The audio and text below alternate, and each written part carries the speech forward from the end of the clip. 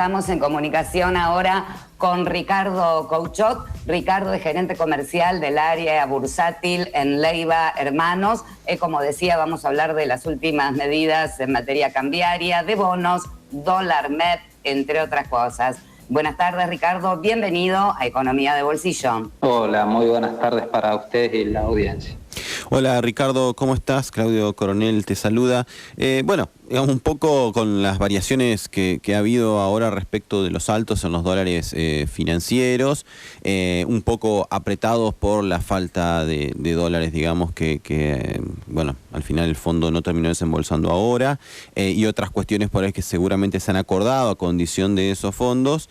Bueno, ha salido una medida, entre otras cuestiones que se están haciendo, para un poco complicar un poco más la operatoria del dólar MEP. Más o menos podés comentarnos, saber un poco de qué se trata, porque uno trata de leerlo y entenderlo, pero como que hay que entender la operatoria de compra y venta de estos títulos para terminar de entender cómo funciona este dólar MEP o el contado con liquidación en su efecto y sus otras variantes que también hay ahí adentro. Sí, exactamente. Bueno, primero, por supuesto, estamos en un año particular en el cual, además de ser un año de elecciones ejecutivas, es un año particularmente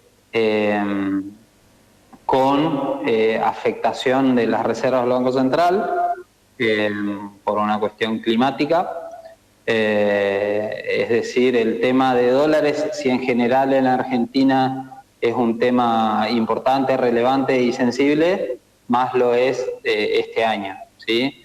En ese sentido, hay que recalcar que las reservas netas del Banco Central están negativas en casi unos 8.000 millones de dólares, ¿sí? Esto realmente es preocupante, es algo sobre lo que hay que tomar acción.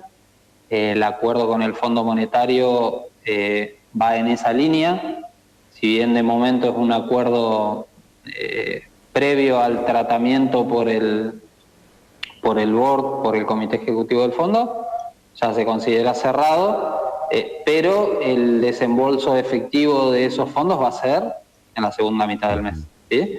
Es decir, estamos un poco en un plan de tenemos que llegar, ¿sí? a esa fecha y después a una solución definitiva, está claro, ¿no? Pero digo, en ese marco es que se van tomando estas medidas, ¿sí?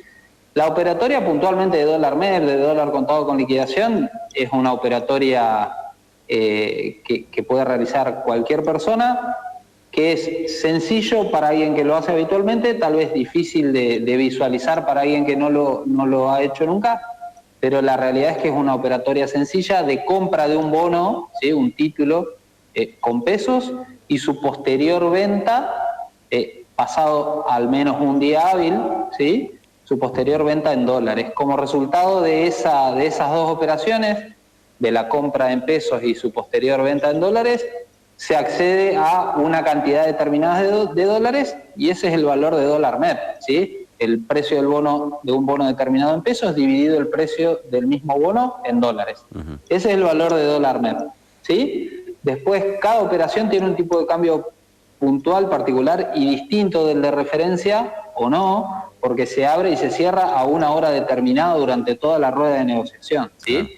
La rueda de negociación es entre las 11 de la mañana y las 4:30, 5 de la tarde, ¿sí? Según el plazo de liquidación. Y una persona puede abrir en distintas horas a lo largo de la rueda, entonces puede variar el precio de cada actor, ¿sí? Y si bien es cierto que, por supuesto que es accesible para cualquiera puede comprar $100, 200, 300, si bien no hay límites de cantidad, sí, por supuesto, el límite está dado por la cantidad de fondos que pueda justificar la persona para esa operación, ¿sí? Los agentes de bolsa, en ese sentido, trabajan de manera similar a los bancos en lo relativo al origen de los fondos, ¿sí? Y atendiendo que el dólar es un precio más de la economía, pero sin dudas para los argentinos es uno de los precios más importantes, o al menos muy sensible, es que estas medidas buscan a veces atenuar la suba, ¿sí? O atenuar algunas operaciones que se pueden hacer, que se producen, ¿sí? por desarbitrajes por ahí, ¿sí? entre los distintos plazos de negociación. Puntualmente, esta medida lo que vino a atacar fue una gran diferencia de precio que había entre la cotización del bono en dólares con liquidación en el día, lo que se llama contado inmediato, es decir, yo compro o vendo hoy y entrego los pesos o dólares o los cobro hoy, ¿sí? O sea, lo concierto y lo liquido hoy. Y la cotización del mismo bono en 48 horas hábiles, ¿sí? Claro. Es decir, antes de esta medida había un arbitraje posible que era, yo podía comprar un bono hoy, ¿sí? Con dólares hoy, y hoy mismo, con dólares genuinos que yo transferí desde mi banco, y hoy mismo lo podía vender ya a 48 horas, pero ya fijado el precio hoy, ¿sí? Con una diferencia de hasta 2% directo, ¿sí? Sin ningún riesgo, es decir, compro y vendo en el mismo momento y me embolso una diferencia de entre el 1 y el 2%, por supuesto descontando comisiones y demás, ¿sí? Pero la medida que salió anoche lo que dice es que quien realiza la compra de títulos en dólares, ¿sí? Es decir, una de las patas de la operación, por 15 días no puede vender títulos en dólares, ¿sí? Entonces, básicamente lo que vino a hacer esta medida es cortar con ese arbitraje que se podía hacer. ¿Y ese arbitraje estaba impactando en forma positiva en el tipo de cambio, digamos, de referencia del MEP? ¿Un poco por ahí se justificaría la medida o simplemente para evitar el arbitraje? No necesariamente, porque la realidad es que el MEP ya viene siendo un precio muy, si se quiere, intervenido. De hecho, en este acuerdo con el fondo aparentemente se tendría el visto bueno para intervenir activamente en este mercado, más allá del mercado de cambios, del mercado único y libre de cambios, ¿sí? Se habría obtenido el visto bueno, es decir, que ya se está interviniendo en la plaza y ese arbitraje no debería haber impactado en una suba del dólar MEP, digamos, no viene por ese lado. Se vino a cortar un poco esa diferencia gratis, si se quiere, que se podía hacer, ¿sí? Y otra cosa, si bien esta era una operatoria por ahí que utilizaban, o por lo menos uno entiende que utilizaban mucho más empresas para poder dolarizar carteras o ganancias, digamos, para no quedarse en pesos, ¿ha crecido un poco la operatoria de manos por ahí de más personas, más trabajadores, gente más común, digamos, no tan familiarizada con esto? ¿Ha crecido este mercado para el acceso de dólares del ahorrista minorista, vamos a decirlo de alguna manera, o sigue concentrado en manos más bien, no sé cómo el caso por acá del mercado más local? No sé bien cómo, si tenés esa información. Sí, hay un poco de todo. Las empresas en general, uno por ahí piensa que empresas de tamaño considerable, mediano, grande, son muy profesionales en las finanzas y no siempre es así. Muchas empresas tienen restricciones por créditos o porque acceden al mercado de cambios, por ejemplo, para pagar importaciones, y eso les veda el acceso a la operatoria de dólar MEP, por ejemplo. Hay otras maneras de dolarizarse, comprando algunos instrumentos, pero sí es cierto que buena parte, tal vez por la facturación, lógicamente, se concentra en inversores o institucionales, como pueden ser colegios, cajas profesionales y demás, pero en el último tiempo creo que ha ido aumentando, estoy seguro de que ha ido aumentando la cantidad de ahorristas, ¿sí? No necesariamente inversores, que ven en el MEP por ahí. Digo el MEP porque a nosotros lo vemos un poco como la puerta de entrada, porque... Claro. Tener un dólar es tener un dólar y no es tener rendimiento, claro. ¿Sí? Es tener el capital en dólares. No hay que desconocer que en Estados Unidos también hay inflación, ¿sí? Si bien viene bajando, estamos en niveles del 3 y pico, 4%, 5%, ¿sí? Según qué índice se vea. Entonces, por ahí idealmente en dólares hay que buscar algún instrumento que al menos supere eso, ¿sí? Pero nosotros lo vemos al MEP como un primer paso para que cualquier persona... trabajadores, por supuesto, tenemos muchos asalariados que compran MEP, ¿sí? como primera inversión o como primera operación, y después van conociendo un poco el resto de las alternativas que hay. Es decir, en el último tiempo ha venido aumentando. Argentina es un país que tiene muy baja penetración del mercado de capitales, ¿sí?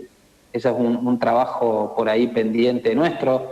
Sí, nosotros tratamos siempre de mostrar, hoy puntualmente estuve en una charla con la Unión Industrial de Entre Ríos en cuestiones de financiamiento para las pymes, ¿sí? Nosotros ya emitimos 2 obligaciones negociables pyme y estamos en proceso de emitir 2 más de empresas de la provincia de Entre Ríos. Nosotros ahí en las emisiones anteriores nos encontramos con que muchos inversores que compraban esos bonos de las empresas locales eran inversores locales, ¿sí? Claro. Entonces, es una realidad que el mercado de capitales es el ámbito donde se encuentran las necesidades de financiamiento de las empresas, ¿sí? Con las posibilidades o la búsqueda de inversión y de rentabilidad de los ahorristas, ¿sí? Lo que falta por ahí acá es que haya más ahorristas que se vuelquen al mercado de capitales y que haya instrumentos adecuados para que vuelquen esos ahorros al financiamiento de empresas locales, digamos. Pero el mercado trata de dar esas alternativas y nuestro trabajo es un poco mostrar eso y tratar de desterrar algunos mitos, ¿no? Cualquiera puede invertir en el mercado, ¿sí? No es necesario... a ver, hay muchos instrumentos con distintos perfiles, ¿sí? Se puede entrar para especular, pero se puede entrar para ser un inversor, para tener empresas por muchos años, para financiar empresas y demás.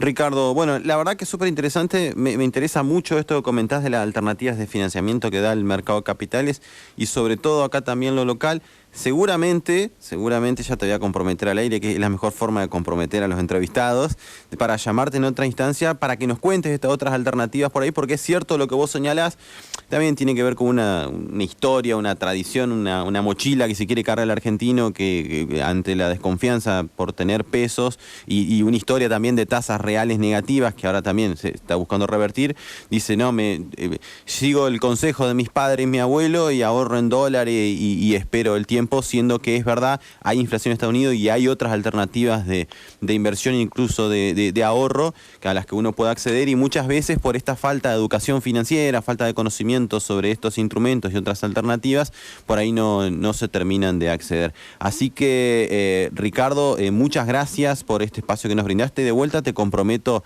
para una próxima instancia donde hablemos de estas otras alternativas de inversión a las que pueda acceder, como decías vos, también el pequeño ahorrista. Seguro, por supuesto. Asumo el compromiso, quedo totalmente a disposición. Y sí, está claro que hay muchos factores que influyen, pero bueno, es un poco nuestro trabajo con la difusión. Era Ricardo Couchot en Economía de Bolsillo.